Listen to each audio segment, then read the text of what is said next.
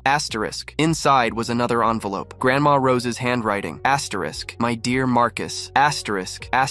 If you're reading this, you know the truth about the ranch. I left it to you because you're the only one who ever loved this land for what it is, not what it's worth. Asterisk. Asterisk. Your parents will be angry. Belle will feel betrayed. They'll say I was confused or manipulated. They'll say you don't deserve it. Asterisk. Asterisk. Don't listen to them. Asterisk. Asterisk. You're the only one who came home when I was dying. The only one who stayed. The only one who learned the land, the soil, the seasons. You're the only one who ever asked about my childhood here, my parents, what this place meant. Asterisk. Asterisk. To everyone else, it's just property, acres and dollars, and potential sales. Asterisk. Asterisk. To you, it's home. Asterisk. Asterisk. Protect it. Not just from developers and buyers, but from family who will try to take it. They'll use guilt. They'll use obligation. They'll use love as a weapon. Asterisk. Asterisk. Be strong. Be firm. Be the guardian. This land deserves asterisk. Asterisk. All my love. Asterisk. Asterisk. Grandma Rose. Asterisk. I sat on the porch and read it 3 times. Then I folded it carefully and put it in my wallet right next to the deed. 3 years after the Thanksgiving dinner, I was finally at peace. The ranch was thriving. The debts were paid. The land was protected. And my family, they were somewhere else, living their own lives, making their own choices. Without me, without my money, without my land. I thought about Belle sometimes, about the wine she'd thrown, about her screaming that I had until sunrise. She was right about one thing. Something did end at sunrise. Their ability to use me. Grandma Rose had left me more than property. She'd left me permission. Permission to say no. Permission to protect what was mine. Permission to choose the land over the people who would destroy it. And when Belle dumped that wine on me and told me to leave, she'd given me the perfect moment to finally use it. They'd wanted me gone by sunrise. Instead, they were gone by sunset. And the ranch, my ranch, stood exactly where Grandma Rose had meant it to stay. In my hands, where it belonged.